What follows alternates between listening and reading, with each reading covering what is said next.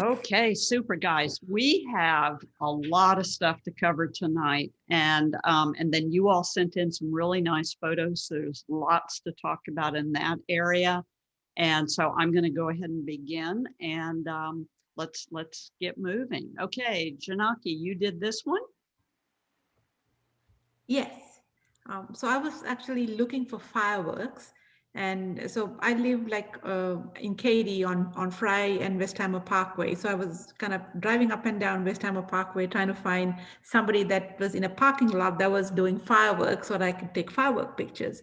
And I just looked in my rear view, like in the mirror, and I was like, "Whoa, that's really a nice sunset." And so I pass this time place all the time, Kathy. And I never really. It's the baseball field in George Bush Park, Mhm. and but because it had rained, there was water in the ditches, and then because of that, there was a nice reflection, from the sky, and the sky colors were just like amazingly beautiful. The sky colors. So I stopped to take the picture, and so it And was. then you post processed it in what?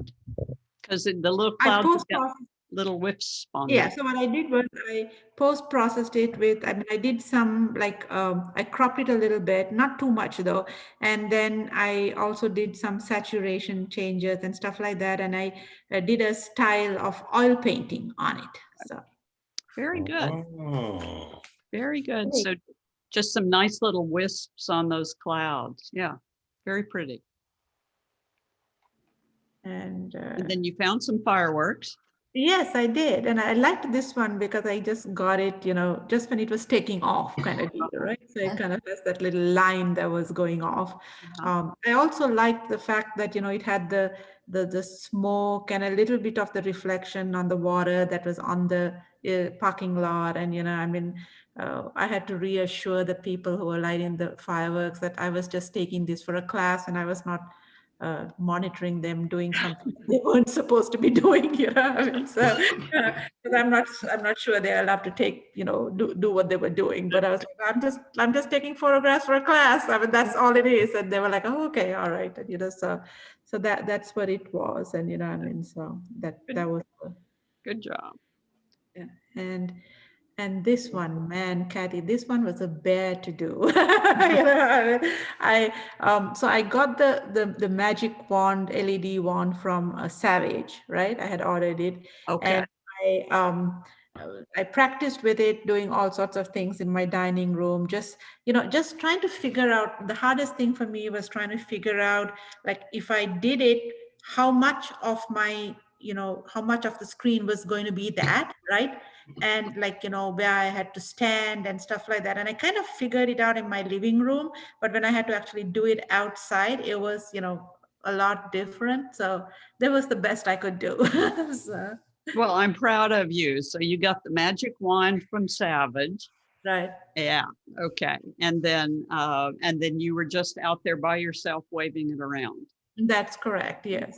Yeah, I'm proud of you. Very good. Very Yeah. good. And so it was kind of like a interesting. Like, I think it gave a little more like color. I mean, I know it didn't really color the sky, but I mean, the way it came on the camera, it looked like there was like some light from it, kind of like like overflowing into the sky, kind of. That's the kind of image I wanted to create. I mean, so that's what I was looking at. So. Good job. And that one is the moon and the like artificial light and the moon. Uh-huh. I like taking pictures that are like kind of uh, like have different things, complex and Uh-huh. simple. So this one was more along the lines of like artificial and natural kind Uh-huh. of, Uh-huh. right? The old light and the new light. That's right. Yeah. That's right. Yeah. So, and that's the moon. Good. So and there's something about this that I didn't notice, and I mean I only noticed it when I got up close with my 600, right? Is that there is like a on the lower left corner there's like a little dot, right? Do you see like that? Not there, further up, like if you go, yeah, right there.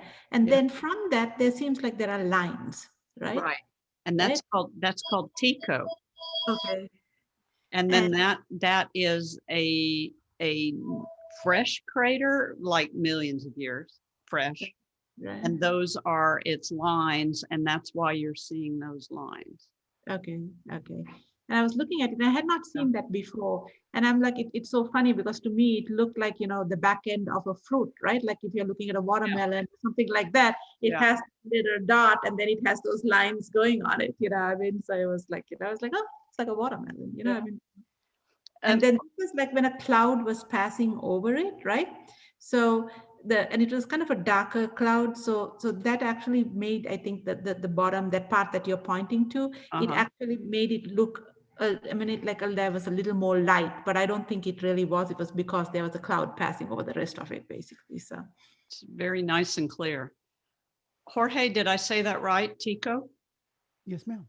Yeah, correct. that's the correct pronunciation of Yep, it? Okay. Yeah, Okay. that's the astronomer, yes. And what I'm curious about is, did you flip this, Janaki? no. No? That's the right way. Yeah. That's the right way? That's the Okay. right orientation. Okay, because sometimes it's over here. Right, I noticed that too. Yeah. That is if you looking through a telescope, a Newtonian telescope, that will flip it right to left. So Okay. that will happen. But in all the atlases and everything, that's like it's there. It's on the left side. Yes, ma'am. Okay, because I And know it's on the south. It's on the southern side. Yeah. Yeah. The way you can tell is what I call if you see on the right lower corner, you see it looks like a pair of bunny ears, but that's how I can tell. That's when you look at the different phases on the moon in terms of the man on the moon, the cow jumping over the moon. That's the two hind legs are opposite from where Tycho is. Okay. Interesting. That sent me off into a rabbit hole today. No Yeah, problem. I had to go look for something. Very good. Okay, Jim. Okay, this is my Big Dipper. And I put two Big Dippers in at two different exposures. One was 5 seconds and one was 20. And they colored, this is the 20. And I wanted an opinion when you blow this up as to whether or not you think these stars are sharp or they could be better, is the reason I put two of the Big Dipper in there. So this is the finest picture here, only 5 seconds. And I just need an opinion. And there, Sometimes I have a hard time. I will say the 5 seconds looks better because of the double star, the binary, which is on the tail. You can see it clearer. right here. The one below. No, the one next to it. No, this one right here. Right there. Yeah. Yes, you can see that one is a binary, which is correct, and the other one is kind of you guys kind of diffuse. All of them are kind of tied together. They're smooth together, huh? Yeah. But that is a different thing. This one has a lot more stars in it, which is lovely. Exactly. Yes. It's kind of hard I have a hard time when I look at the back of the camera, even when I blow up the picture, as determining whether or not I've really got the sharpness we need. I'm not very good at that. I guess I've got to get better. And as we'll talk about tonight, it's over on the edges that you have to really look. Yeah. And is this out at the property in Hunt? Oh, yeah. Yeah. And then we're going to come to this tonight as well. See how this has a blue cast and this has a orangey cast. Yeah. And it's the white balance. And yeah, this one, I sent you the wrong one because I made it more blue. well, this one, for instance, it's just a good illustration because I'll talk about, some of mine in just a moment. But if they come out of the camera looking like this, then all you got to do is just move the temperature slider ever so slightly toward the blue, and then they'll come out looking more like you want them to. I kind of screwed up on that one. Yeah. That's good. And thank you, Jorge, on the binary star. That's Yeah. something that's I always appreciate the good feedback. Thank you. Yes, that is one of the they say if you can see that with the naked eye, you have a 20/20 vision. ah. Yeah. Now you can get better vision if you see the what they call it, the Pleiades, which is the like The seven Pleiades, sisters they yeah. call it. Yeah, If you can see all 7 stars, then you Yeah. have a 10/20. Yeah. yeah. I love Pleiades. It's one of my favorites. Mhm. And then you did a star trail, Jim. I did. I didn't get the foreground for I've got one now with foreground, but that is the North Star over there in the corner. Right. And it was only 20 pictures for this. And if you blow it up, you will see some airplane Mm-hmm. dots, but I did not eliminate those for the Yeah. exercise here. Yeah, right through here. Exactly. Exactly. Very good. Nice star trail. And I will show you all how to blend the star trails this evening. So that's one of the things that I'll show you how to do this evening. This Nice. is in Ingram, Texas. This is a replica of what is it? The thing the Druids made. Stonehenge. Stonehenge. This is yeah. Stonehenge 2. This is the biggest tourist attraction in Kerr County. So, and it was backlit by a street lamp. And then here you took the tree out. I took the tree out, disclosure, I did that. It was kind of overwhelming. I could not get closer to the Stonehenge because there are so many people taking selfies in front of it, even at 9 or 10 o'clock at night. Wow. But I hope this is a good start on that. There were stars in the sky, Mm-hmm. but this was a 5-second exposure, so they're not very bright. Very good. And then you've got the lights down at the bottom, unfortunately, that are fairly bright. Yeah. Yeah. Good job. Jorge. Okay. This one, this is the best one out of all the ones I took that was less embarrassing. The amount of light, it was, I was kind of playing with the light. I made a boo-boo in which I set up the ISO to 400 instead of the auto. So this is a 30 seconds picture, backyard. I couldn't get the horizon. Everything was cloudy and pitch black, as you can see. This is a 30-second f/22 with, I had the flashlight a certain distance from it. I would say probably 4 or 5 feet, higher than the fig tree that you see there, trying to do the shadows on the ground. And there were other takes I didn't find it to be as appealing or that will add to the picture. This one I used the original 22 by 50. Yeah, 22 by 50 lens from Canon. And I used the new manual timer, which works great, and be able to capture that image. There was some a little bit of wind on my backyard, so I do not know I couldn't tell if it was the leaves were moving or if it was just a shine too much light on them. Yeah. Looks like the leaves are moving just a bit. Yes. Yeah. Okay. Yeah. That's a very beautiful picture. This one I borrowed from my cat's laser. Oh. And I put a little house to show that yes, it's a different picture. I'm not into it. It is exactly the same plant. Oh, the only thing I added was the little birdhouse, and changed the location of the flashlight to give a wider angle So as you can see, Rocker side, yeah. the brick, as well as you can see deeper in the grass, the shadow. And then I went nuts with the laser, with the laser pointer. I tried to shine that green laser onto the little birdhouse, and it looked like the headlights of a truck coming your direction. So I exclude that one.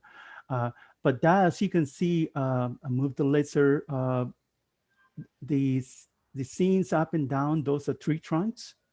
The grass, as you can see, has the leaves. Some you can see some of the leaves with the laser. And I was glad that I could not get, I didn't get the, I mean, you can literally see the light coming from the laser. That's how dark it was, to shine onto the objects. And appears to be the camera didn't capture that, which I was happy about it. And then you're shining the laser back at the camera No, I'm shining away from the camera. out in the yard.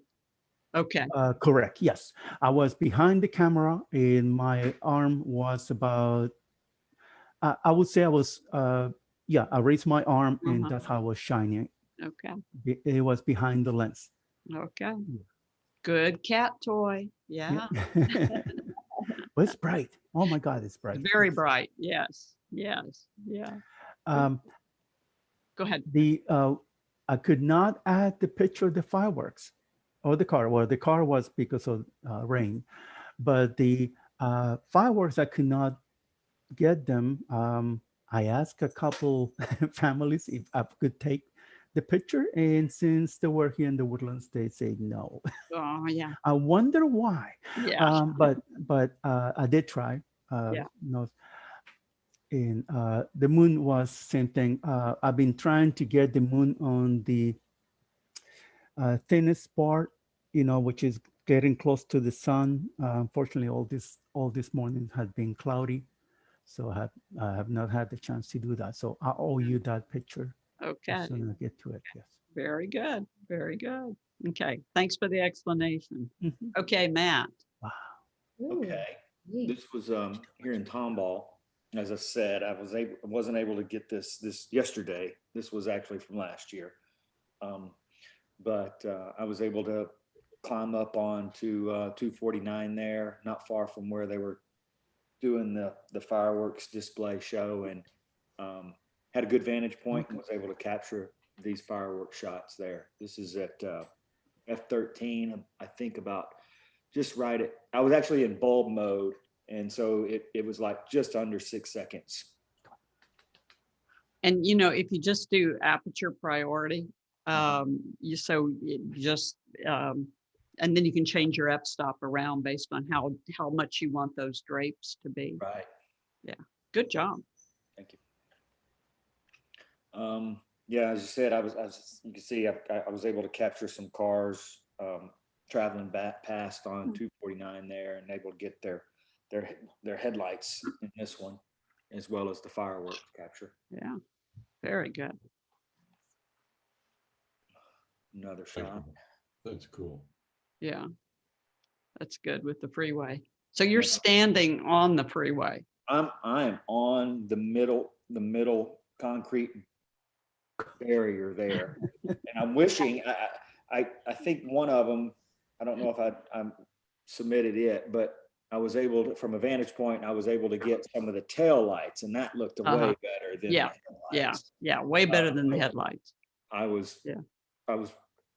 looking north, and if I would have been further down looking south back at the fireworks, I would have had a better vantage point for the taillights, but that's the way it worked out. Yeah. When I first started this, you know, it's like the Woodlands probably, you know, there's a lot of people gathering, you got to get there early, and I didn't do all that. So I was scrambling around to find a vantage point, and I thought, well, I found this park, and I thought it'd be perfect. Well, I was way too far away. So then I had to pack up my gear and get closer to town, and it was getting close to the end. And I said, well, this is about as good as it's going to get. Let me jump on the freeway here.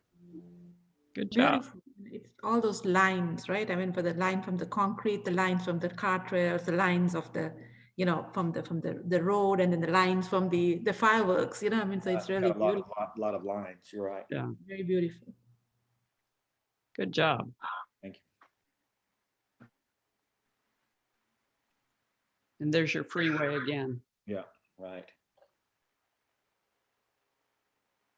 Really turned out great. Yeah. And then this was my attempt at light painting. I was trying to do this again. I did this about less than a month ago, and was trying to get some stars and maybe a little Milky Way. And I had this. We have this windmill, and I thought that'd be some good foreground. And I had my flashlight, and I was trying to paint the windmill there. And this is the best one out of all the group that came through. And tonight I will show you how to do this, okay? I'm looking forward to it because I wasn't pleased with that work. Yeah, because you know it's you've got the components here. You got the Milky Way, the stars, and the windmill, and the dark sky. And so Right. we got to get this one. Right. Yeah. We'll get it. We'll get it. Good. Cheryl, here's you were in the Smokies on Yeah. vacation. She didn't have any time to do her homework because she was on vacation. And this is actually North Carolina where the wedding was, which is the reason we went up there in the first place. And that's out the back. I had hurt my knee, so I couldn't, the only place I could walk was out to the balcony. I got up early and it was just heavy clouds. And I decided, well, I'll just stay and see if something happens. I think the sun is off to the right, but that was where the clouds got a hole in them. And so some light came through. So that was the best sunrise sunset thing I was able to get. Every night and morning is cloudy there. I mean, really cloudy there and foggy. But I did get that. And then I zoomed in a little just to make it more like a sunset. I think if I'd been able to go down, I just was scared to go in the dark with my knee. I had a brace on my knee, but I was afraid to go down the stairs by myself. But I think I could have found some kind of object other than a hill, but the hill has to be my silhouette, I guess. But you see also down in here where you have the crepuscular rays. So there are some crepuscular rays down in there. Which might be fun to run that through that Nick software. Yeah, I don't have it yet. I'll have to get it. And see what it looks like. Yeah, I'd like to try that. And those are the only ones I've turned in this week. I just Good. got back. So Good job. thanks. Okay, Christina, are you back with us? Oh, you're there. Yay. Okay. So Yes. here's your moon. Yes, here was the moon, and it was about the best focus that I could get, and that's with the 300mm. I cropped it. Uh-huh. That was the See how Tico is facing this direction. yeah. Which is the way photographers see it, not the way telescope people see it. Go ahead, Christine. Oh, but that was the full moon night, and I mean, I see the craters a little, but I just don't feel like it's really in focus. But that was the best one that I had. Actually, I'm on vacation too, and I forgot all my pictures on my desktop.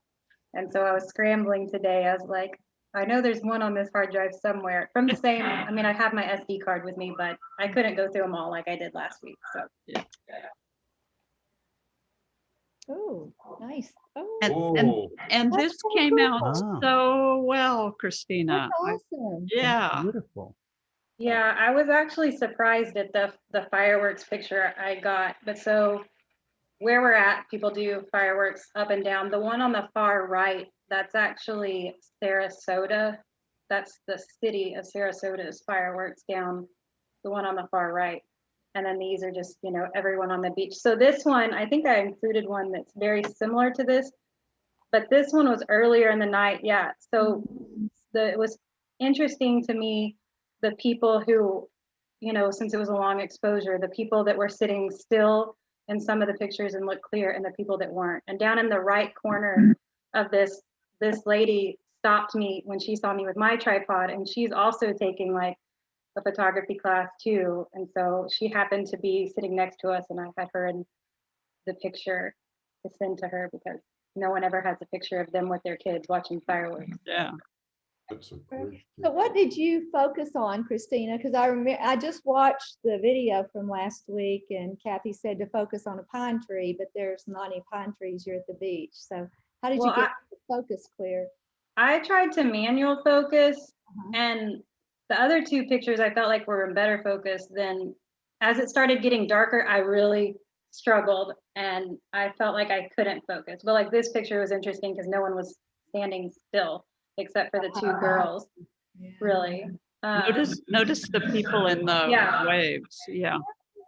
Yes, I tried to get a picture of my son in the fireworks and it was a constant ghost. Of course. This is to answer your question, Cheryl, this is one where I would have focused right about here Okay. Oh, okay. on the beach. At the beach, Mhm. closest to the, okay, that makes sense. Yeah. And then just turned off autofocus because you've got the great composition with the curve of the beach and then those fireworks going up all up and down the beach. So this is just, perfect location to be. Great pictures, Christine. Yeah. So really quick on this will be for next week. See the stakes in the photo, like on the left-hand corner, there's like two stakes and a pink line. It's hard to see because it's just to the right. That's sea turtle nest that they're marking. And when I had to step away, my sister-in-law just called me and told me that they were hatching outside. So I just booked it outside, took a picture, Wow. and booked back. So maybe I'll have a picture of a sea turtle next week. That is so cool. That is so cool. And then I'm so proud that you did this one. Oh, look at that. That's wonderful. Yes. This was sheer luck. Uh-huh. I mean, this is my sister-in-law and her cousin. Uh-huh. And they happened to be sitting there and I was trying to do a long exposure and I was like, I'll go in Lightroom and I'll try to brighten it up. And then someone behind us started lighting off fireworks and it was just in the last bit of the exposure and the fireworks in the background. It just was, we tried to duplicate it with different family members and these two are the only ones that got it. Yeah. It was just sheer luck. And this is one where you could have done it with a flashlight. That's all you needed was just a real quick flashlight and not even real direct. So even just letting it peek through your fingers, just a real quick swipe of the flashlight. And we tried that. Well, we tried that with our cell phone lights because it's all we had on there. Because I didn't think to do this till we were down there. But when we tried it, my other sister-in-law who was in the picture, for the life of her, could not stay still for the full exposure. So none of them, the lighting actually looked good from the cell phone, but all of her face was blurry and because she just could not sit still. You did a great job. You did a great job. Really, really good. Very proud of you on this one. Thanks. And any questions on any of those before we leave them? Y'all did a good job. And Christina, your colors on this one are fabulous. The colors on the fireworks. Yeah. So you got the right exposure on that. Yeah.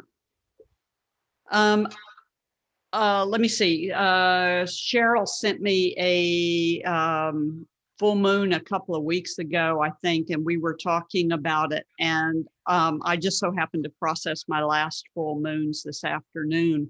And what I was interested in was this is with no noise reduction. Okay. So this is about a 2000 ISO. And the one on the right is with noise reduction. So nothing special, just the basic noise reduction that we have in the Adobe products, either Lightroom or Adobe Camera Raw. So nothing special. But I was pleasantly surprised with how well the noise reduction worked to kind of smooth out that noise. And this is a lot of magnification. So just so you all could see the moon this big, I've blown it up pretty big. And so it gets pretty noisy when we blow it up. So it's just a tiny bit of noise reduction in there. Nice. Just so y'all can see the difference. Now, You said that was Saturday- 2000? Pardon, 2000. this is about 2000 ISO because I was hand holding this. I just stepped out on the back porch and didn't even use a tripod. Gotcha. So this is just, you know, this is just the handheld full moon shot because I'm always amazed that these mirrorless cameras let us do a handheld full moon, which is just totally unheard of, you know, up until now. So lesson 3. So now we get into, for me anyway, the meat of night photography. This is it. And you all have already been pushing the edges of it where Jim with your pinpoint stars and your star trails. But this is where, for me, we really, really start getting into the meat of this. So first of all, with white balance, if you read the internet, everybody's got all kinds of opinions on this night photography stuff. Personally, I like to leave my white balance on auto and then just leave it on auto. And when we get into our processing, then we can go ahead and move our temperature just a little bit more toward the blue if we need to, or whatever we might need to do. This is how the picture came out of the camera. So this is what it looked like, unprocessed, nothing was done to it at all. And then just simply a couple little sliders. I didn't do much on this one, just your texture, vibrance, saturate, and then didn't even change the exposure on anything. And then just took the white balance slider up at the top and just moved it a little bit more toward the blue. That's all that I did. And so there we go. And so here's a street scene. This is in Spain, and this is coming straight out of the camera. Now, think back to this. This is Kodak, when we used Kodak daylight film and we photographed the night sky with anything under the night sky with Kodak daylight film, we got this golden cast. This is the warm gold cast that we're all used to, or we were used to for a lot of years with night photography. But if later on in processing in Lightroom or Photoshop, and by Photoshop, what I mean is Adobe Camera Raw or Elements if you're using Elements. We have a white balance tool and we touch something that should be white. So it's just a little eyedropper tool in Adobe Camera Raw, in Elements, or in Lightroom. And I went over here and I touched one of these lights because that was a white light as I remember it. And then the white balance shifts to this. So we don't have to, I don't think we need to change our white balance while we're in the field. There's too many other things that we're changing and too many other things we're working on. We can always change that white balance later on in post-processing. So it comes out of the camera looking like this. And then all I did was touch one of those white lights, and then the camera post-process, and then the software goes ahead and adjusts it. If it's too blue for your eye, then just take the blue slider and move it ever so slightly back. So I like to leave white balance on auto when I'm doing night photography. And I've experimented with all kinds of stuff, but I've just gotten to the point where I really like leaving it on auto. So this is a photograph of the Milky Way out in Big Bend National Park. And in this shot, it comes out that kind of muddy color that, and we saw this in one of Jim's photographs of the night sky. Yeah. All we have to do is just take that little slider and just move it, the little temperature slider, and just move it a tiny bit toward the blue. And it takes us and moves us more toward the night sky that we're looking for. So I don't feel like we need to adjust white balance when we're outside. There's too many other things to concentrate on. Let's just concentrate on getting it right, and then we can work on that white balance later on. I think with the naked eye, you could actually see that. I mean, you actually saw the Milky Way in Big Bend. I mean, Yes. so that was exactly what. Okay. Yes, because it's so dark. Okay. Yes, yes, yeah. It's it's amazing to me. Cheryl was talking about, she grew up in the Panhandle. I grew up in El Paso, and the night sky to me was petrifying because there were so many stars. And Right. so I was scared to death of the night sky because there were just so many stars. but yet I took for granted where the Milky Way was and what the Milky Way was doing and that type thing. And now I have so many adult friends who have never seen the Milky Way. And that's a shame. That's a real shame. So yeah, it's something special when you see it. You know, we just shouldn't take it for granted. Okay, so pinpoint stars. Jim was asking about pinpoint stars, and on your handout, I have given you the mathematical formula for pinpoint stars. And what I mean by pinpoint stars is that all the stars in the photograph are tiny dots.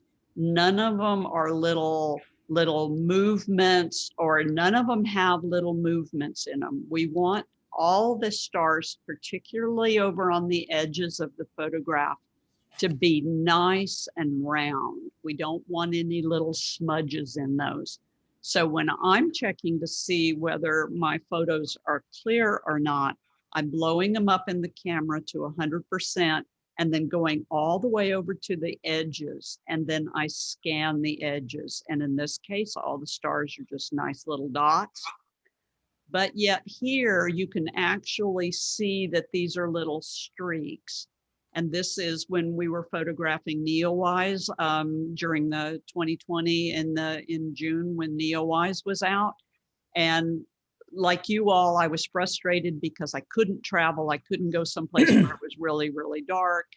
And the only dark sky that I could find anywhere close to Houston is a small pocket of dark sky up near Center, Texas. So about 2 hours north of Conroe. There's a small space of dark sky up in some agricultural fields. So this is where I ended up going. And then of course I got clouds. So I got totally skunked, you know, on my comet. But you can see these little stars are tiny little streaks. And that's because I'm so fixated on trying to get this comet that was pretty faint. For those of you all that remember seeing it, it was such a faint comet. And once I finally got it, it was hard to get it in the camera. And then I completely forgot to even do my mathematical calculation to make sure that I had pinpoint stars on this. So, you know, it's just one of those stupid, dumb things when you're concentrating on something else. And I got my comet, but I didn't get my stars the way I wanted it. And so if you blow that up, we've got little streaks in those stars, and that just tells me that my exposure is too long. So doing the mathematical formula, my exposure was too long. Now, here's the mathematical formula, and I've given it to you on your handout. And this is like you're focusing 10 feet away with my 16mm lens. This is one of those things that once you figure it out, you don't have to do this anymore. And it's simply just 500 divided by the millimeters of your lens. And so if you take 500 and you divide it by your 16mm lens, then you get a 31-second exposure. If you take 500 and you divide it by your 18mm lens, Jorge, you've got that 18mm lens, then that gives you a 27-second exposure. And then 500 divided by your 10mm lens, Jorge, if you were to take that you've got the Canon Rebel, right, Jorge? Yes, ma'am. Yeah, if you were to, I got the crop factor. Yeah, it's got the crop factor too. But then if you were to get that 10mm lens on your Canon Rebel, then you get you get a much wider field of view than you get on your 18mm. So if you're using a 10mm lens, then it would be a 50-second exposure. But you've got to take into account your crop factor. And so Jorge just mentioned that he's got a crop factor. So he's got a 1.6 crop sensor. So that means on his 18mm, he has to take 18 times 1.6 and go back to your 7th grade math class. You have to do what's inside the parentheses first. And then remember that you always do the my dear Aunt Sally. So you have to do multiplication first, then division, and then addition, and then subtraction. So you have to do those in a certain order. We learned that in 7th grade. So if you figure out that crop factor, then for Jorge's 18mm lens, it would mean a 17-second exposure. Yeah. Okay. Still 20 Yeah. seconds. Jim. I just might ask, I have never had a good time, an ability to look at the back of my DSLR in live view and look at, blow up the picture of whatever I took and say, you know, that exposure was too long. I got to get more of a pinpoint star out of this. Yes. I don't seem to be able to do that looking at the back of the camera. I do it when I go back home and Yes. process. Yes. Are you able to do that with your mirrorless? You can do it with your mirrorless, and it's easier because we can actually put our eye up to the viewfinder. Mhm. Now, there is a device called a Hoodman, Hoodman. And the nice thing about the Hoodman is because it blocks the light from around the back display panel Mhm. with that rubber thing, you can look in there and then go into live view and hit your magnifying glass and magnify your live view. Yeah. Which camera are Okay. you using, Jim? 5D Mark IV. Okay, you got the 5D Mark IV. So on my 5D Mark IV, I found I could do that very well. Okay. I could never do it. I used to have a 6D. Yes. And then I spent the money on the 5D Mark IV just before the R5 went out. Yes. So Yes. what can I say? But okay, I'll do that. And thank you for the hint. Yeah. Try the Hoodman. Yeah. And if you, I don't have one handy, so I can't show you. Otherwise, I would grab it, but I think it's across the room. If you happen to have a loop from the old days of film, so when we use slides, we put our slides down on a light table, and then we put a loop on top of that slide so that we could see it. Yeah. And so in the event you happen to have a loop available, or even anything like that, like one of those little loops that is used by gemologists, then you might be able to see a little bit better that way also. Oh, you mean one of the little magnifying glass? Exactly. Okay, thank you. Exactly. Yeah. You know, because when you're out there and the light is changing, the clouds are coming in, and you say you shoot one at now you're shooting like 3, 20, 15, 10 or something. You get in this panic mode that you want Yes. to get the picture. Yes. And that's not a good place to be. No, versus it's not. composition. It's Okay. not. And in Texas, you're sweating like a dog, and the mosquitoes are biting you. And no, it's not a good place to be. It's just, it's not. But with all of this, once you've done the mathematical formula, then you need to test it. Because, for instance, you're using the 5D, so you've got a full frame camera. So you've got a 16mm lens. So that gives you a 31-second exposure. Well, 31-second exposure means the stars in the center of the frame are clear, but the stars on the edges are streaked. Okay. Okay. So you have to keep testing. And for me, it's a 15-second exposure. So once you know what your exposure is for that lens, then it's always going to be that way. So the formula is 500 divided by the millimeters of the lens times the crop factor. That gets you in the ballpark. That's your starting point. And then if you see those streaky stars at the edges, then make the exposure shorter and shorter and shorter and shorter. And eventually you're going to get no streaky stars around the edges. And then once you figure out what that is your setting with that lens. That's your shutter speed with that lens from now through eternity. So once you get it, you got it. And that's why you just got to sit there and work it and work it and work it and work it and work it until you find out what it is. So has everybody kind of got you've done the math and you figured out where your ballpark is? Yeah. Nope, not yet. I will. You will. Yeah. And Matt, what lens do you have for that 5D? For the EOSR, Yeah. I'm using that 15 to 35. Okay, you got the 15 to 35. So your 15 to 35 is roughly 15 seconds. Okay. Yeah. Even though the math tells me it's at 15, it's coming up at 33 seconds. Right. And it's not going to be 33 seconds because your edges are going to streak.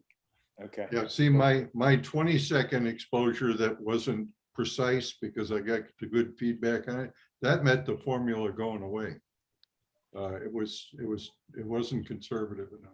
Yeah, it's right. So this is the formula. This is your starting point.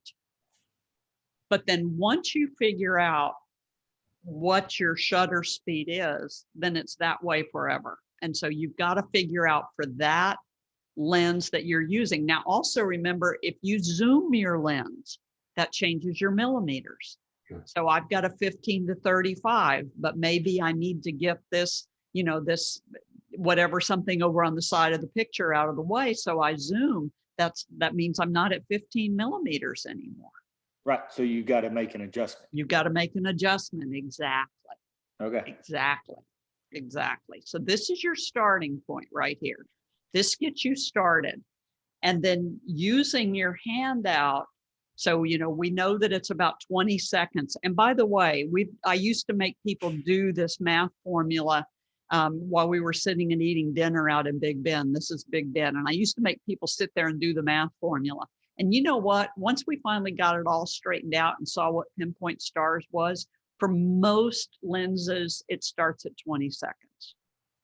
Most. So we just kind of started at about 20 seconds. That seems to be about the starting point for everybody. But then after a while, you figure out exactly where we need to be. And then you look through you look at the picture and notice here, we've got streaks over on the edge. Everything looks really good right here in the middle. And that's not the moon, that's just that's Venus. But toward the edges, I've got streaks everywhere. And I've got the full moon coming up over the horizon. So it's illuminating my foreground.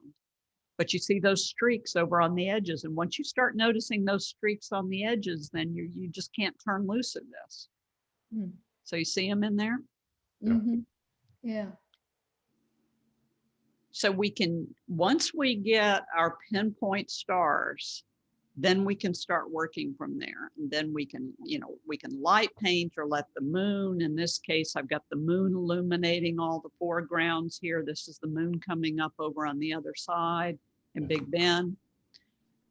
And then also, once you get that pinpoint stars, then that means no matter what we're doing with those stars, we've got pinpoints. So the Aurora Borealis in Norway, we're going to go back in 2022 to do the auroras again in Norway. And we want those stars to be pinpoints. We don't want those stars to be streaked at all.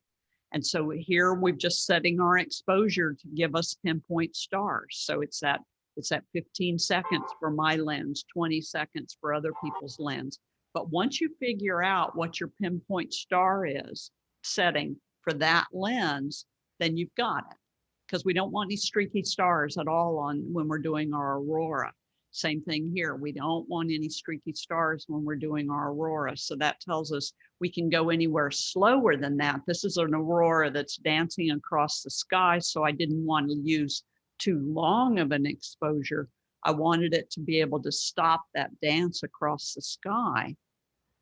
But we still need to keep those pinpoint stars. So that means I can go 15 seconds, or I can go 8 seconds, or I can even go 4 seconds if I need to. But we can go anything slower than that. Faster than that. We just don't want to go anything slower than that. So that's your pinpoint star point. And then that applies no matter what we're doing. So and I wanted to show you this because our ISO is the next thing that we're going to set. So usually when we're doing pinpoint stars, it's going to be an ISO 1600. And this is a composite of flying objects as well as meteors during the Leonid meteor shower. But I wanted to show this to you because this is a 5D Mark IV, Canon's, one of the Canon top of the line cameras. This is at 1600. But then this is the Canon Rebel at 1600. So can you all see the difference in the ISO 1600? So Yeah. this is the Canon Rebel at 1600, and this is the 5D at 1600. And you know, so if you can get a camera that handles high ISO well, as most of the cameras are today, then it's going to make these night exposures a whole lot better. Is that a function of the sensor, Kathy? It's the sensor. It's how well the sensor handles high ISO.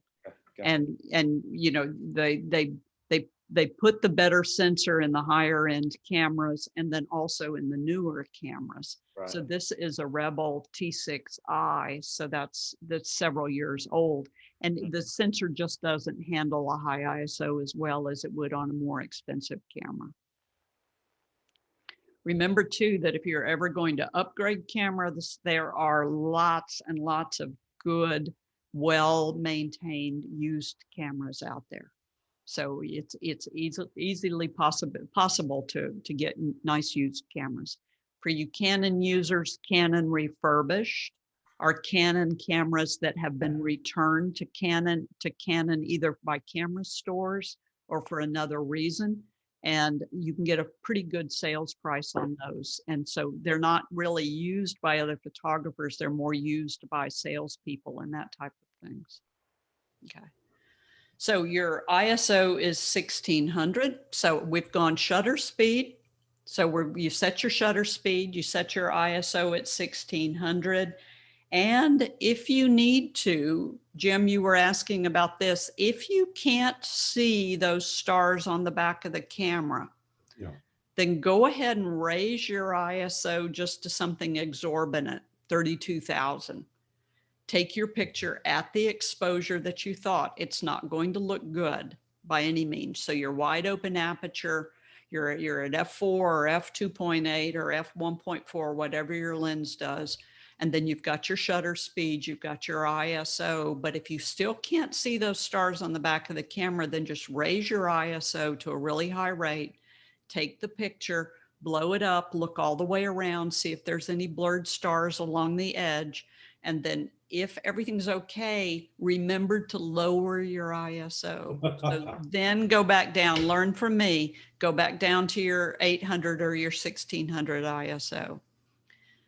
If there's a moon in the sky, then your ISO might go down to 800 or 400 or even 200.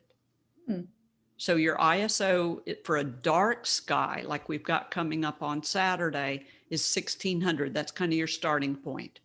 But if it turns out you've got any moonlight in there, then you might go down to 800 or 400 or even 200 sometimes, depending on how much moon you've got. Yeah. Okay, so we're gonna put this all together. So starting on your handout, you're going to figure out what your shutter speed is. You're going to open up your widest f-stop. So your f-stop of a 2.8 or a 3.5 or a 4.5 or even a 1.4.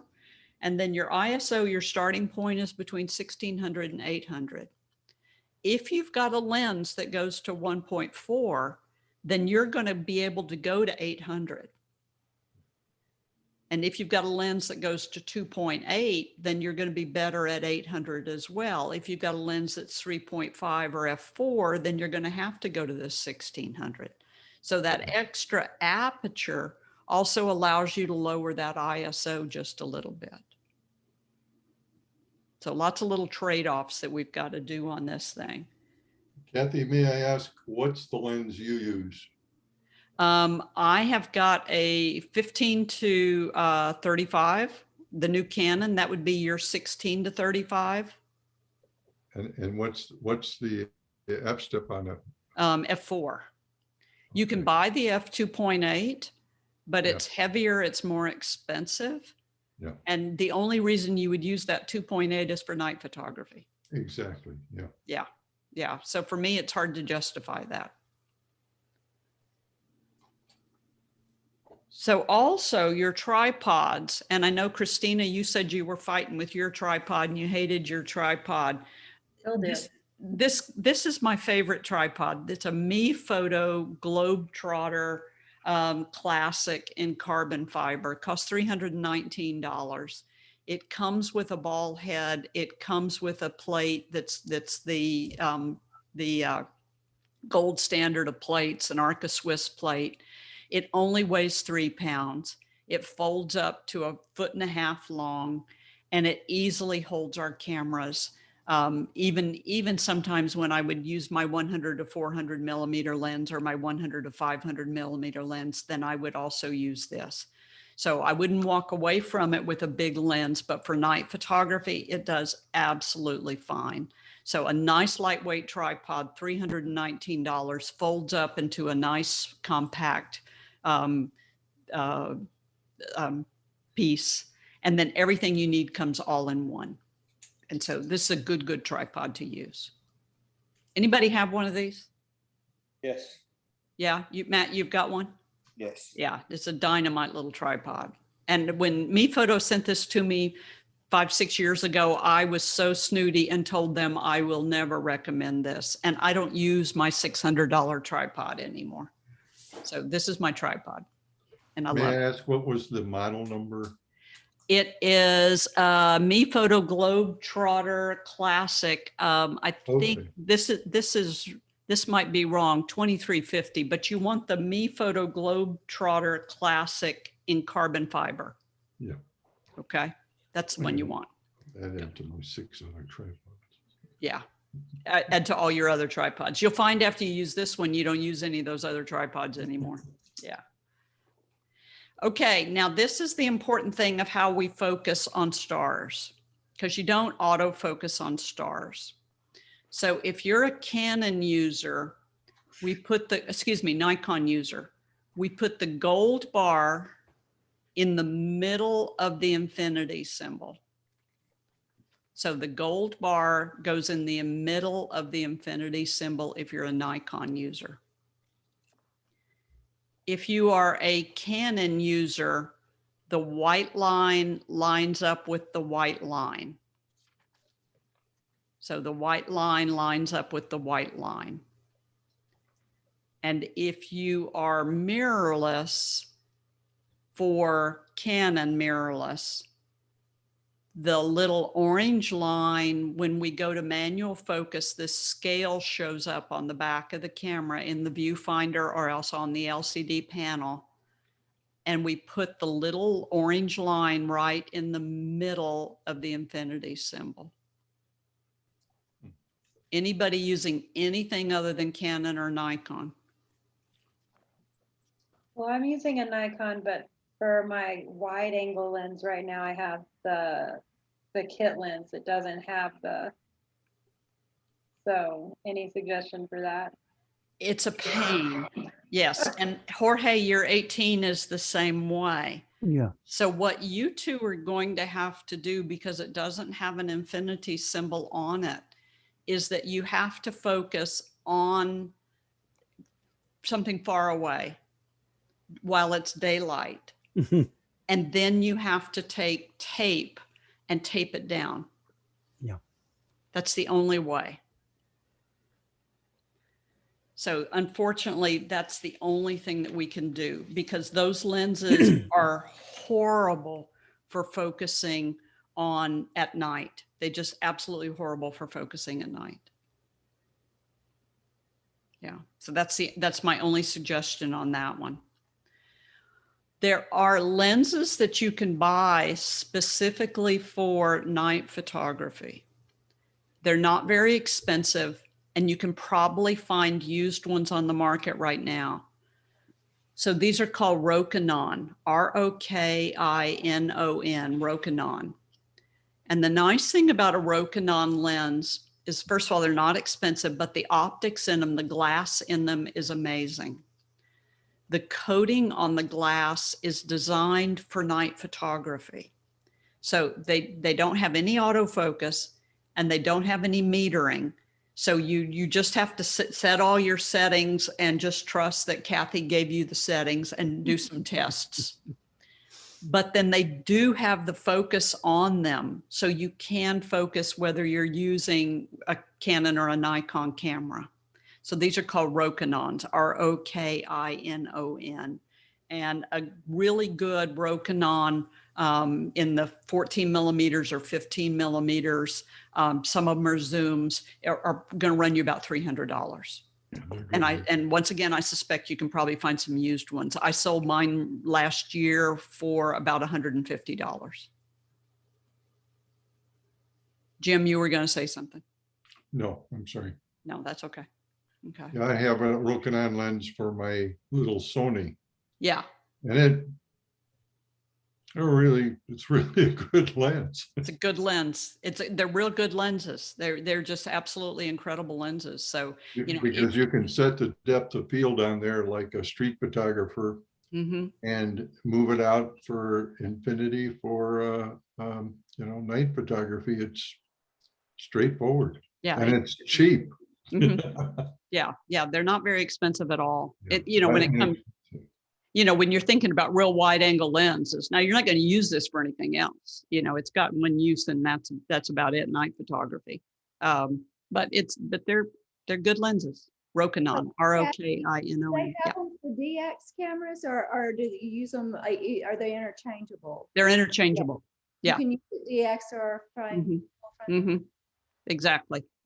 So you're on yours. Do you have DX or FX? I have a DX, a 7200. So you would get a 10 millimeter, but just make sure you've got one that'll fit a DX. Okay. Yeah. So Kathy,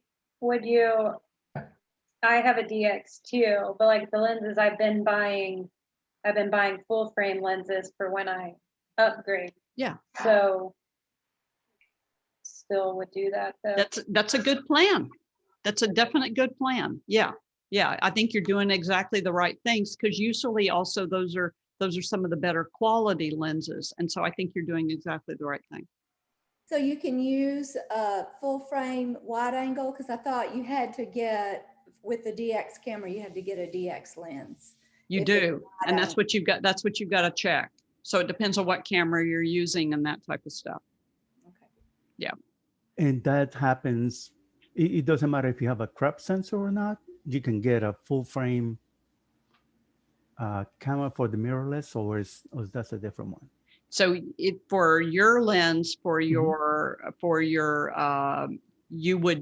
you can get a Rokinon and you can put a Rokinon on it. But for that Canon Rebel, you might as well go ahead and buy the 10 to 22. And then it has your autofocus and it has everything else. And then it fits that crop sensor. Yeah, crop sensor. Okay. Yeah. And I like that 10 to 22. That's not a bad little lens. No. I use it on my Rebel. Yeah. One last question. You mentioned about cameras have been refurbished. Yes. Would you recommend lenses have been refurbished as well, or it depends on where you buy it from, or? It depends on where you buy it from, but I buy from Canon refurbished a lot. Okay. But then also something like Houston Camera Exchange, they guarantee them for 30 days. And I've never had any trouble with anything that I bought at Houston Camera Exchange. Okay. Perfect. Yeah. Okay. Thank you. Yeah. I think they do a good job.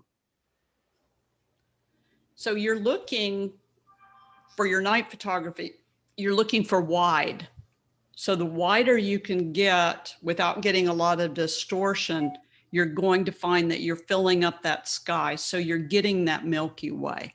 If you're shooting with a crop sensor and you're using that 18 millimeter lens that comes out of the camera, we can't get the Milky Way in there. We can't get much of it at all. So that's why we need that added width for our night photography. That's what we're looking for. So we've got your focus, we've got your aperture, we've got your f-stop, we've got your ISO. And so now you're ready to go. So So you've got that everything previous you pic- need. That previous pic on your screen there, one with the windmill, your focus, you're not setting your focus anything on the windmill. Right. Right. Right. I've focused on infinity. I'm Mhm. far enough away. Jim kind of mentioned hyperfocal distance. Right. I'm far enough away that when I take the first picture, my first test shot, and then I blow my windmill up and my windmill's in focus, then I know I'm okay. Okay. Yeah, we got to take some test shots. It just isn't walking out there and doing it the very first time. We got to take some test shots. Mm-hmm. So be prepared for that. Okay. And then once we get the Milky Way, you know, that's just become the holy grail of night photography now is the Milky Way. And we get the Milky Way, it's visible from February to November here in the Northern Hemisphere, but it's best February, it's barely visible, and it usually is just kind of laying down on the horizon. In March, it starts arching across the sky, and in August, right now, it's standing straight up. So we've got it standing straight up in the night sky as we get into August. And then this is a panorama of the Milky Way going straight overhead in Big Bend in August.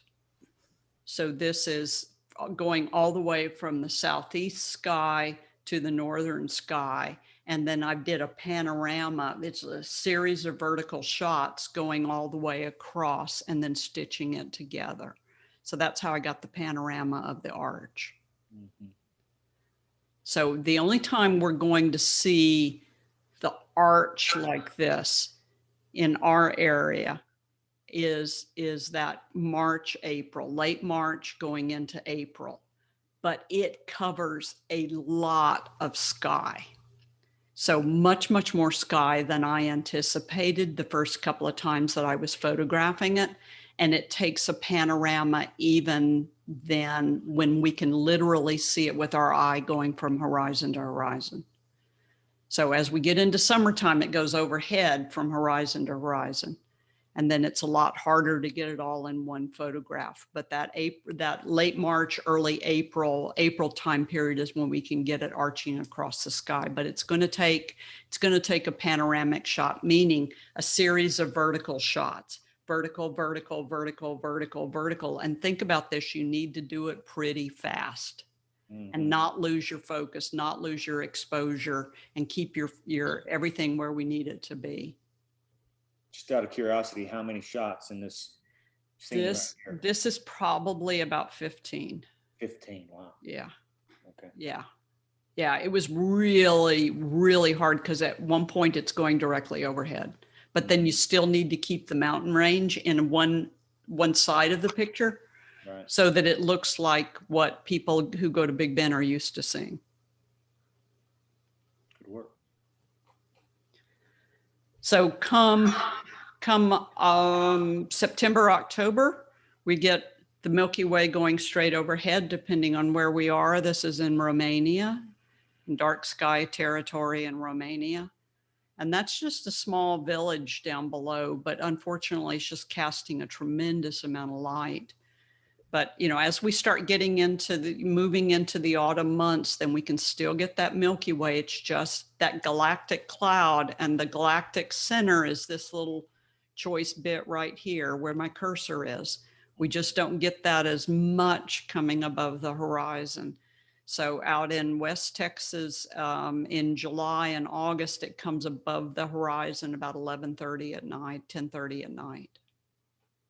So it all depends on when it comes above the horizon.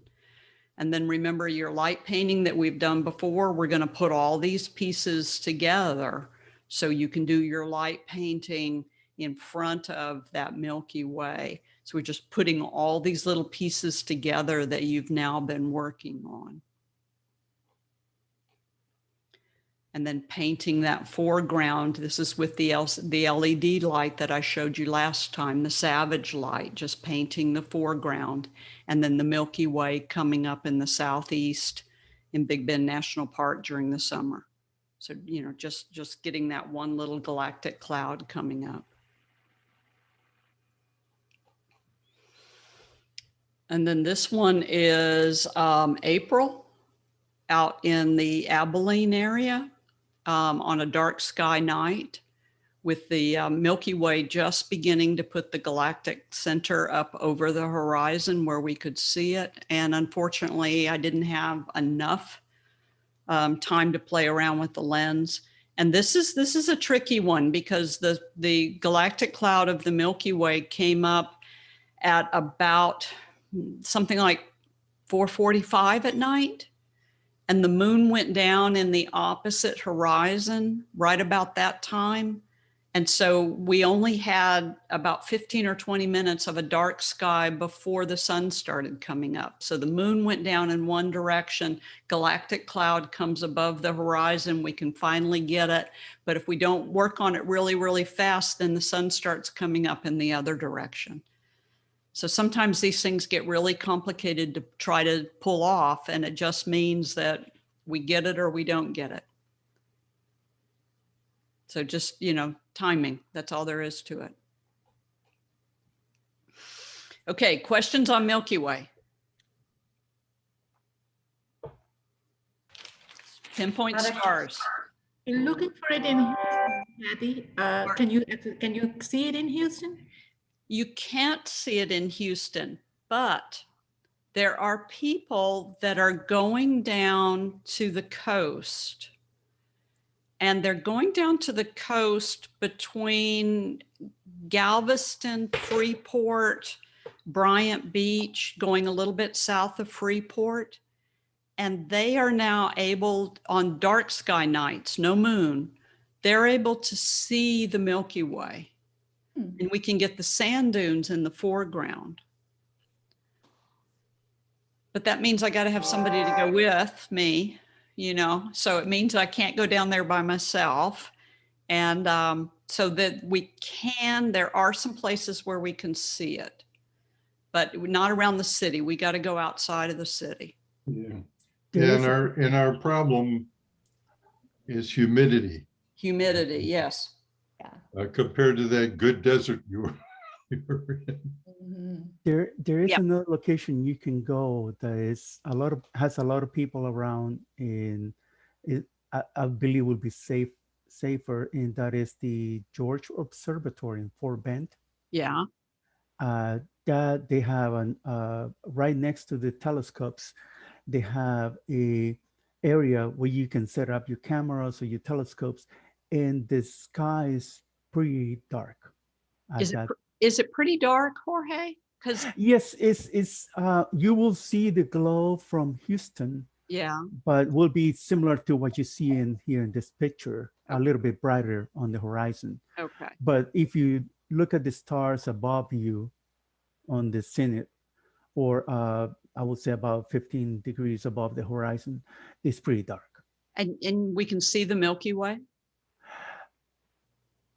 That I don't remember. I know we have seen comets, and Yeah. I know nebulas, but I don't remember the Milky Way. I know in the star party in East Texas, no, West Texas, West close Texas. to El Paso, yes. Yeah. That you can see the Milky Way with no problem.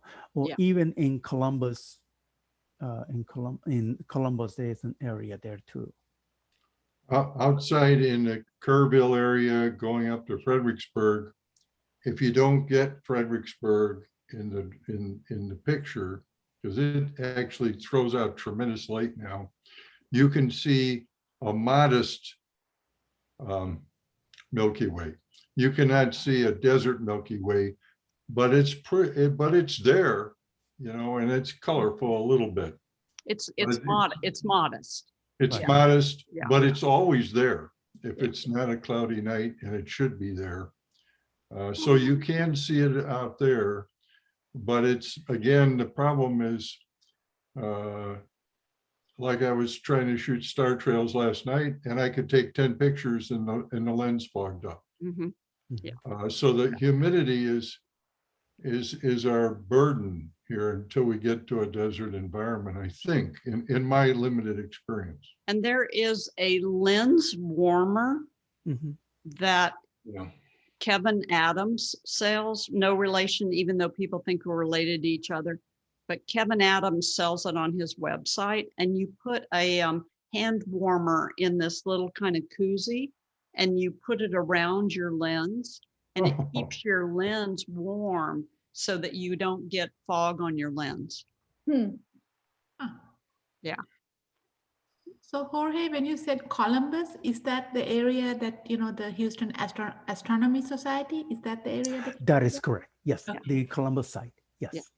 There is also the North Houston Astronomical Society that they have a place in Cleveland, outside Cleveland, in that area. Yeah.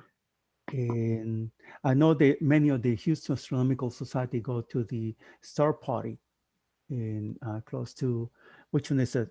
Davis Mountains? Davis Close- Mountains. Yeah. Yeah, close to the Yeah. observatory around there. Yeah. I went once, many moons ago. And it is a ranch, and that's all they do. Mhm. And you have And- to reserve. It's very nice. And you don't even have to go to the observatory per se. There's Mhm. even, you can rent houses in that, between that Fort Davis going down to the Yeah. Big Bend, Terlingua area that are in the dark skies.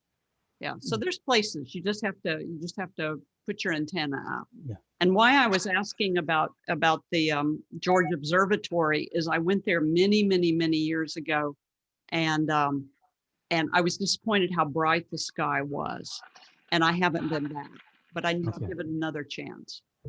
Yeah. Yeah, it is possible. It's just not going to be as good of a look as you get when in the real dark skies. Oh, no. It is Absolutely not. possible. The Okay, Guadalupe Mountains are good too. the Guadalupe Mountains are wonderful Mhm. because there's just nobody up there at all. Yes. Yeah, the first time I saw the Milky Way there, I thought, I'm having a dream. Yeah. Like, this isn't Yeah. real. Yeah, that's the Milky Way. Exactly. So your programmable shutter release is the Vello Shutterboss II, and it's the wired variety that you plug directly into your camera. And why you're going to use this is you're going to set it to take a picture for you for 4 minutes, rest for 1 second, and then take another picture for 4 minutes and rest for 1 second, and take another picture for 4 minutes and rest for 1 second. And then you're going to go inside and go to sleep with your camera all nice and secured under outside. I wrap mine in a towel, and just to keep most of the dew off of it. And then you're going to go to sleep, and your camera is going to sit out there and just take picture after picture after picture. And that's how you're going to get your star trails. And even if it's a short one, you're going to get your star trails. So this is about an hour and a half star trail, so not very long. And what happened is the clouds moved in, so I didn't even get as long as I left it out there. But we're setting the camera up exactly like we did for pinpoint stars. Wide open aperture, ISO 800 or 1600, depending on how much moonlight you've got, focused on infinity. Turn off your autofocus, turn off your image stabilization. Except for star trails, we're going to go to bulb, B-U-L-B. And when we set our camera to bulb, now the programmable cable release is going to click the shutter for us, keep it open for 4 minutes, turn it off, open it back up for 4 minutes, turn it off, open it back up for 4 minutes, turn it off, open it back up. Okay. So that's how we're going to capture a star trail. That's what you did, Jim? Yes, the one I shot was, I have to admit, because I'm the humidity and the clouds moving in, yada, yada, yada. Those were 20 or 25 shots only, 2 minutes apiece. Yeah. And they Now- were still almost continuous, but you know, they're not as nice as what you're describing, of course. It's that 4 minutes. And see, if you look very, very closely at this picture, you'll see that there's little teeny weeny gaps in Mhm. those streaks. And if we go too short, we get too many gaps. And then Yeah. if we go too long, when we have an error, it's hard to fix. And so that's why we go 4 minutes. If I were in a really, really dark location and I knew there would be nobody walking through with a flashlight or anything like that, I might go a full 8 minutes. But then we're going to accumulate more noise at 8 minutes because of the shutter being open. So that 4 minutes is ideal. It just tends to work really, really well. And then this one, for instance, is just running the flashlight through the foreground in Morocco. And if you look closely, you'll see that there's a little tiny, tiny star or a gap right at the beginning. And that's where I went to check the camera, make sure everything was okay, and then turned it back on. This is 30 second, 30 second, 30 second, 30 second, 30 second. And you notice that the streaks are a little on the choppy side. So- Excuse me. Mhm. So the little, I have seen that before. Yeah, And this, so that's because your time is too short. How do you eliminate that little, I don't know what to call it, Kathy, the nose or the dot that you? yeah, we wouldn't include that photograph in the final process. So we No. would throw that one away. And what causes that, please? That's where you took your first exposure and then you went and looked at it on the back of the camera and said, okay, everything looks good. And then you started it up again. And I should have eliminated it when I did the final star trail. It wasn't necessary But why did it occur? Is I guess. because I was testing the camera to make sure that everything was okay. And I just shouldn't have kept it in the stack. Because I've seen my limited experience, I've had this problem right here. Yeah. And that's what it is. And then the jumpiness of these is the 30-second exposure versus the 4-minute exposure. Okay, thank you very much. Yeah. Straight line is the International Space Station, which was kind of nice that I'm in a remote location in Morocco and the ISS flies over. If we can keep that camera going all night long, so 6 hours, 7 hours in a dark location, this is what our star trail is going to look like. So Wow. this is about 6 or 7 hours in a dark location out in Big Bend, totally dark night sky, and then pointing right at the North Star, and it works. So this is a very long exposure, and that's when we can get the whole night sky. So that's going to be difficult with the forecast for this week. Yes. Yes, but we can leave the camera out there and hope, Yeah. It's an excuse to buy a new camera. And this is Tucson off in the distance, and this is only about 3 hours.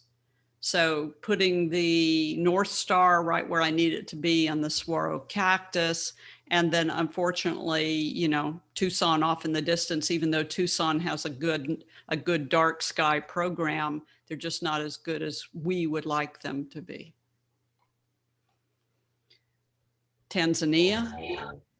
So this is the foreground here. The illumination of the foreground is simply me turning on the porch light one time. Really? Wow. So we're like dark.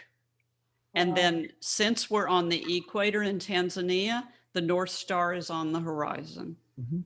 So we don't get a star trail, we just get an arc. Mhm. And then another one in Tanzania, same thing, an arc, but then this one is only about, this isn't very long. This is probably only an hour, something like that. Probably thunderstorms. Sahara Desert, and this is leaving it out for several hours, but once again, we're closer to the equator, and so we're getting more of an arc in this case. And this is Willis, Texas. So I'm up in the woodlands. So this is 35 miles north of me. And it's just a dark night. That's all it is, out in the cow pasture.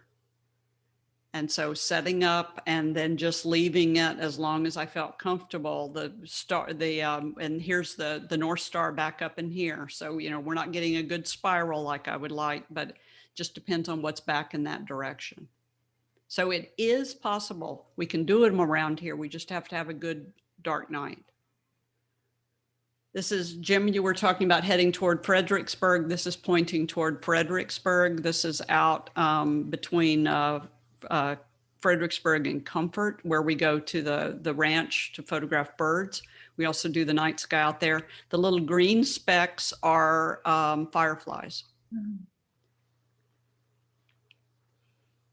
Alamo Springs. Out near Alamo Springs, exactly. You know, and sometimes when we get in one of those locations where, you know, it's just we're going to be able to do things like we want to do them, then we need to have all those skills so that we don't blow it. The Madre de los Dios down in the Amazon tributary in Peru, I mean, it's dark. It's really dark. Fireflies are everywhere. You know? Yeah, obviously.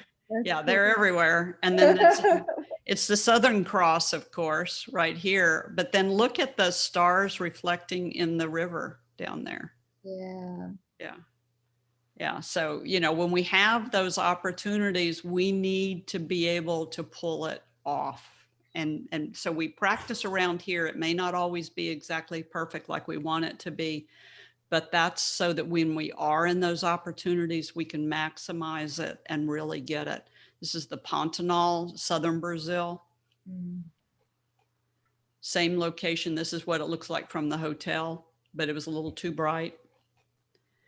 And then this is the Rokinon I was telling you all about. This is a 14 millimeter lens, the Rokinon 14 millimeter lens. And you see what colors it gives you in those beautiful stars. So we get all those really neat little star colors that we get.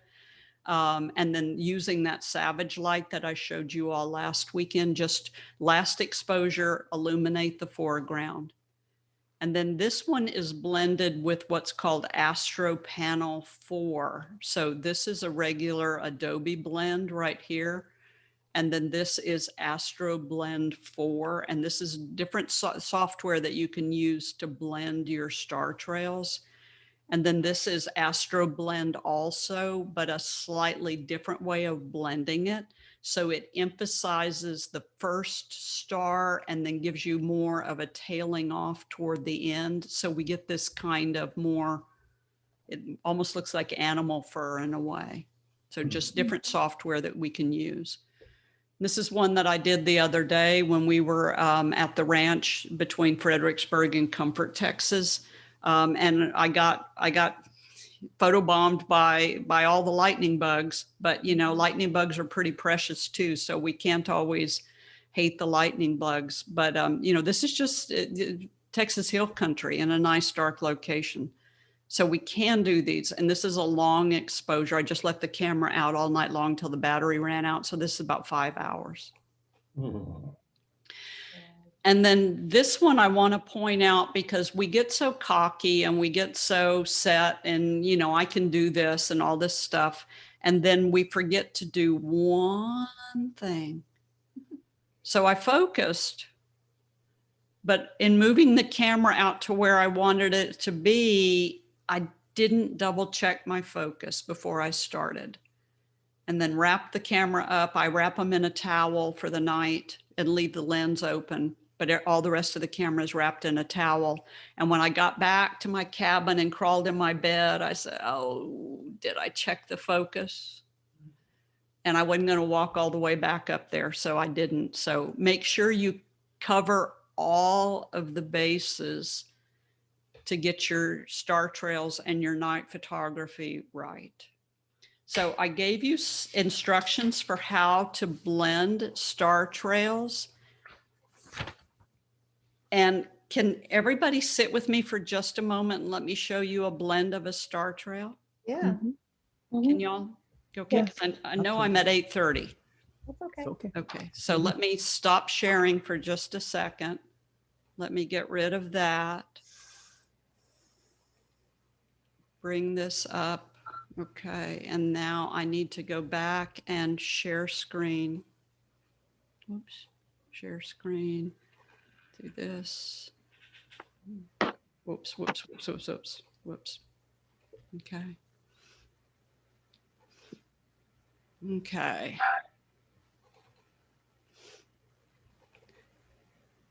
So these are some of the photos that I just showed you. And this is what happens if we have too wide angle of a lens. So here's how we do our star trails. I'm in Bridge right now. If you are in, and you've got instructions on your handout for this, but I'm in Bridge right now. If you're in Lightroom, then you are simply going to open all of your photos from the that you took of the stars, and then you're going to go into edit in Photoshop layers, and open in Photoshop layers. From Bridge, we're going to come up here to tools, and we're going to go to Photoshop, and we're going to go load into Photoshop layers.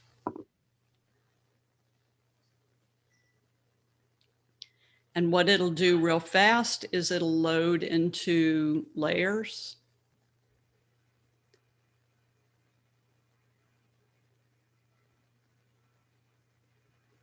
And they're in numeric order. And so it'll just load into just like I took them.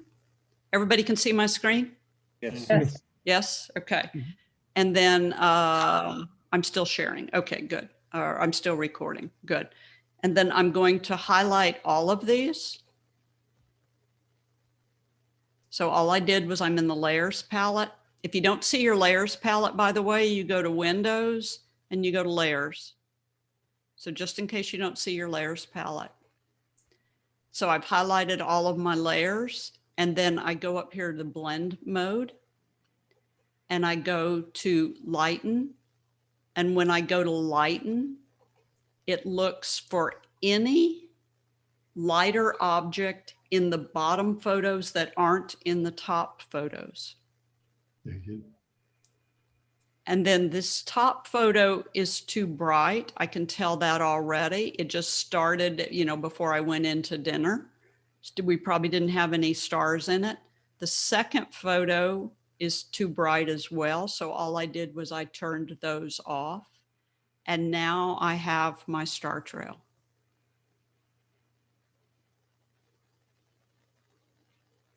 This photo we're looking at is the active photos in layers blended together. Is that- Exactly, exactly. And then all we're going to do when we're finished, if we like that, is we're going to go to layer, flatten. And it says, do you want to discard those first two? And we say, yeah. And then we flatten, and then we just do a simple file, save as, and we give it a new name. Now this was a mini fisheye lens that I thought I was going to like, and it's just too wide for star photography. Yeah. So total waste of time.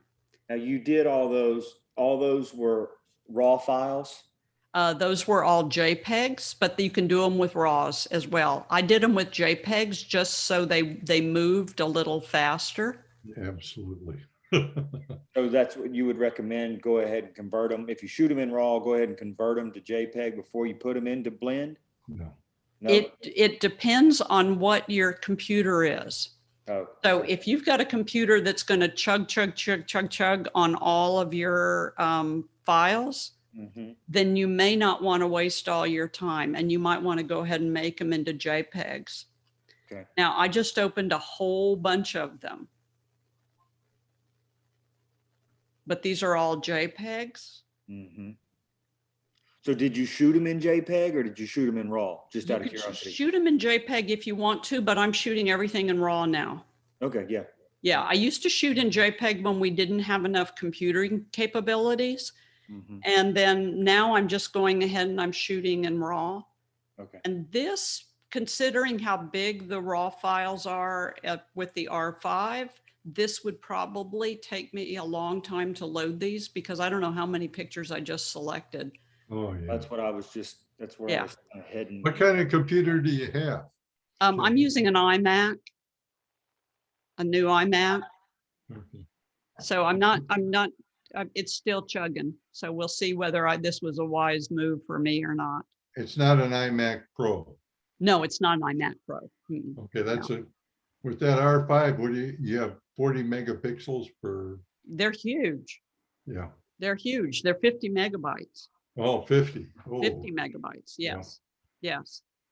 Now you notice what happening over on the left, excuse me, on the right in the layers palette is it's also going in and you were starting to see some colors showing up and stuff like that. So it's doing all kinds of stuff, trying to save space because I shouldn't have opened this many for you all. But Yeah. anyway, I just wanted to see what it would do.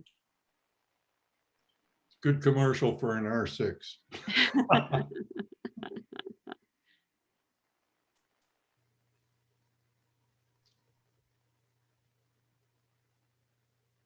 And I can't do anything. Yeah, I shouldn't have done this, but that's okay. Y'all ask me questions. Kathy, so I just use Lightroom. What is Bridge? Bridge is like Lightroom. It uses the same technology because they're all made by Adobe. But Bridge, instead of having the big database that Lightroom does, Bridge lets you file your pictures where you want to file them, and then you just open them. And so it doesn't have that big, huge database. Okay. But otherwise it processes the same way. So Bridge is like if you put all your slides on a light table and we're looking at them. Okay, I'm finished with this. That didn't take too long. And so now I'm just simply going to do there we go. I'm going to select them all. And then all we have to do once we select them all is go right up here to the blend mode and do lighten. And when we hit lighten, there we go. So that's it. That's all we have to do. Now, the good thing about doing layers compared to one solid photo is if we mess something up, then we can always go in and make a correction. And so, for instance, on this one, the tree is a little too bright. So since the tree is a little too bright, if I shot this in RAW, all of those that had the bright tree in them, I could reprocess those and just, there's a whole bunch of them in there. I could reprocess those in RAW and make that tree not so bright. So that's the beauty of shooting these things in RAW, is that if there is a problem, then that, once again, in Tanzania, that's just a porch light. And now we can get to the point where we're just a silhouette. So that gives you an idea of how we do that. And I'm not going to save that one. Don't save. Can I show you one other thing? Of course. Just a second. Okay.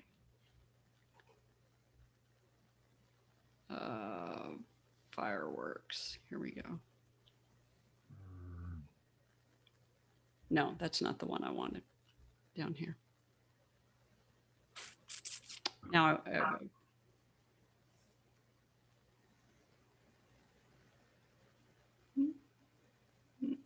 right here. Do you remember those firework pictures that you were working on? So here's what I got last night. So Christina, this is like, I was in Bridge just now, and now I've opened it into Adobe Camera Raw. So this looks like your, develop module. Yeah. Yeah. Okay. So I took firework pictures last night out back until the smoke got so thick that everything was horrible. So it was so humid that all the smoke got so thick and everything was horrible. Okay. So we can take all of those fireworks pictures and open them into a layer. And I did that earlier and I saved it so that I didn't have to open it for you. So I'm just going to do exactly what I would have done with my star trail. I just went and I collected each one of my firework pictures, went up here to tools and did open in Photoshop layers.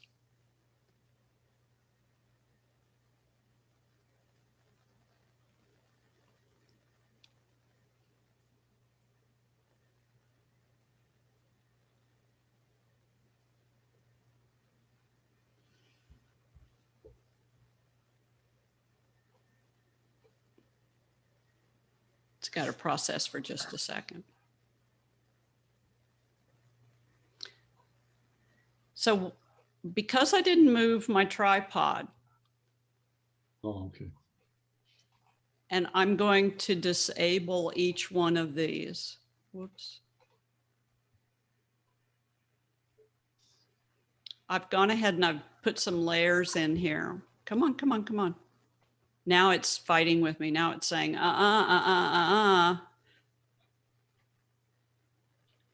we go. Saying, I told you, oh, no, I don't want to do that. There we go.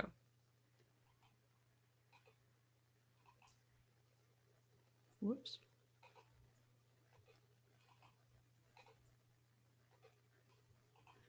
So I've got what are called layer masks on here, and I'm just going to turn them all off so that you can't see them right now. But I opened all 6 of the photos that I took of those fireworks because I didn't move my tripod. And then when I simply just took the top one all the way down to the bottom one and changed it to lighten, then that's what I end up getting. Okay. So what I end up getting is they're all just laid on top of each other. Yeah. But then down here at the bottom, there are these things called layer masks. And what I started doing was putting a layer mask on top of each one of these to see what would happen. And then with a layer mask, you use black paint to reveal what's underneath it or white paint to obscure. Takes a while to learn how to use layers, but star trails and lightning are a great reason to learn how to use layers. So when I turn, let me open this up just a little bit for you all.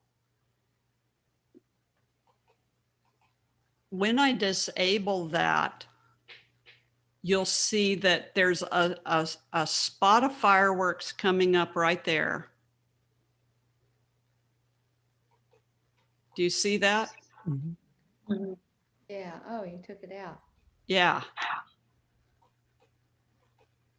Now also what I did was in that layer mask, I took out that spot that I didn't want anymore. Yeah. Oops, there we go.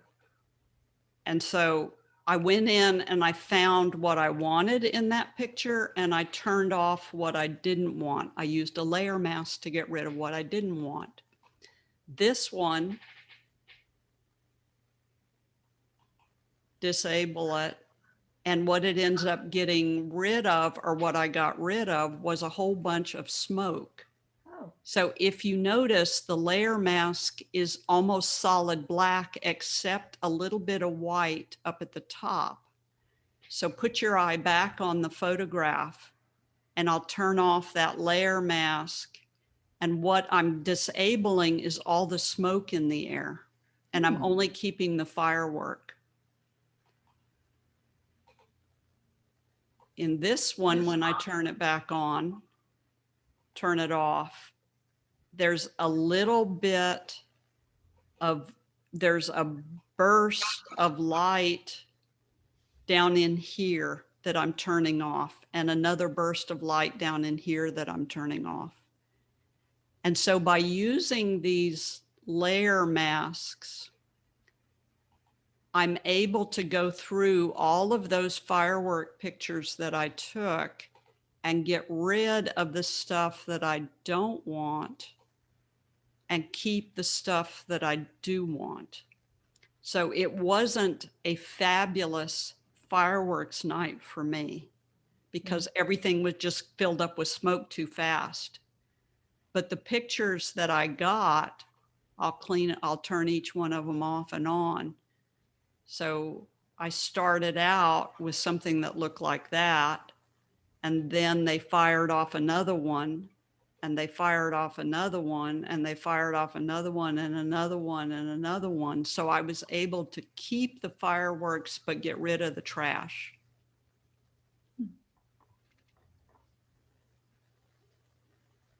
And so if you sat and photographed several, like people firing off fireworks, I don't know, Janaki, how many pictures you got of them firing off fireworks, but if you didn't move your camera, then you're going to be able to go in with these layer masks and erase stuff. So I'm going to throw this layer mask away completely. I just threw it away. And I'm going to add another one. And I'm going to go over here, and I've got black paint, a black brush, and let's see what this adds. This has a streak of light down here and some sparkles up at the top. Oh, can y'all see this? Mhm. Yeah. Yeah. Do you see I have a second? Whoa, sorry. I went way too far. Went way too far. Do you see I have a ghost of a second house? Yeah, you do. Yeah. Oh, you're right. See that? Huh. So apparently I moved, Move the tripod. Oh, yeah. I moved my tripod. So I'm going to take my black brush and watch as I paint, the second house goes away. Did you see the second house go away? Mhm. And there's that streak going away, but I'm not, because I already have the existing color or light in my photograph. And so let's see if I can get rid of a couple of stray stars. See if there's anything else that's kind of weird and stray out there. No, doesn't look like there's anything else that I'm getting rid of. So you see how I can get rid of things that I don't want. So that's the beauty of using layers, and that's the beauty of using layer masks. And I know that that might have been very advanced for some of you, but there's a starting point, and that's where I think star trails are our starting point. And so we can go in and we can get rid of a couple of photos that we don't want out of our star trail blend. And they all start the same way. Our fireworks start exactly the same way. Matt, you were asking about lightning. Our lightning starts exactly the same way. We get a lightning storm, camera stays on the tripod, don't move, and just take picture after picture after picture after picture after picture. And then we blend them together and we get rid of the stuff we don't want with our black paint, and we keep the stuff we want with our white paint. So this is where we can start working on this night photography to get it closer to what we're looking for.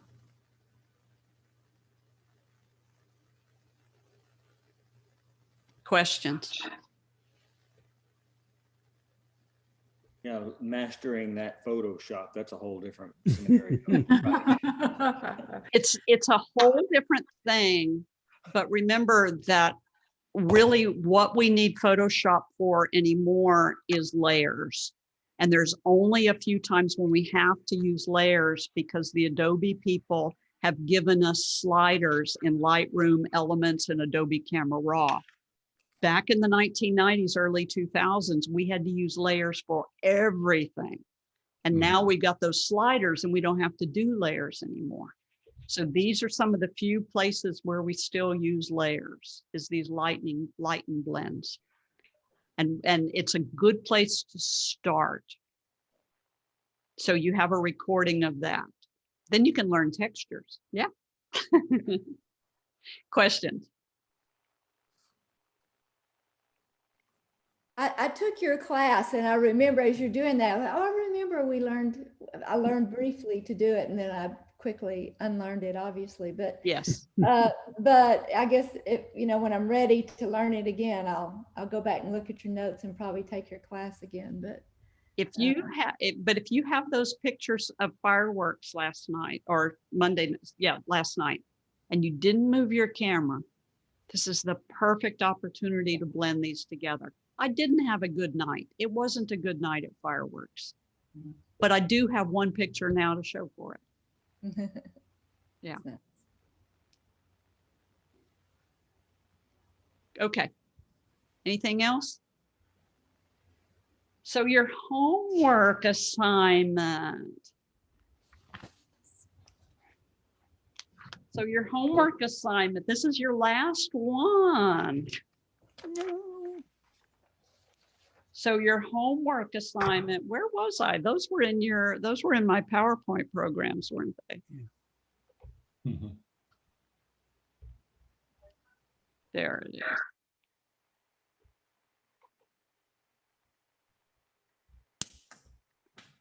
Miss, can y'all see that screen? Yeah. Yes. Okay. Y'all can see that screen. Good. Sorry, that was a little messy. Okay. So we're going to photograph a scene with pinpoint stars. And I know it's hard. We're just working around clouds now. We're working city lights. Everything is against us. But we have little or no moonlight July 8th, 9th, and 10th. And so if you can go to one of those locations, even if it's the George R. Brown Observatory, or see what you've got, try to, pinpoint stars, see if you can get this. And then try your hand at a star trail if you can, if you're in a location where you might be able to do a star trail. I know several of you all might be in those locations. And then see if you can photograph the night sky with a visible constellation, Pleiades, the Milky Way. Milky Way is really hard for, not Milky Way, I'm sorry. Milky Way, even the Big Dipper is hard for us to see. But if you can, see if you can photograph some stars, see what you can get. So that's your homework assignment. And the next lesson, I'm going to talk to you about Star Trail software, tractors, time lapse, because we can do time lapse, videos, orbs, and then lightning. So those are the things I'm going to introduce to you next time around. Okay, guys. Okay. Questions so much. before I leave? I think so. Okay. You got your marching orders, huh? Okay, let's all move to El Paso. Wouldn't The it, El Paso bus will be leaving this weekend. wouldn't it be nice if we could all, get there and go do some night photography together? But unfortunately, we can't. So I will see you back here next week.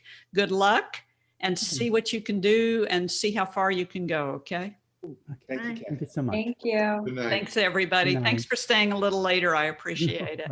Thank you.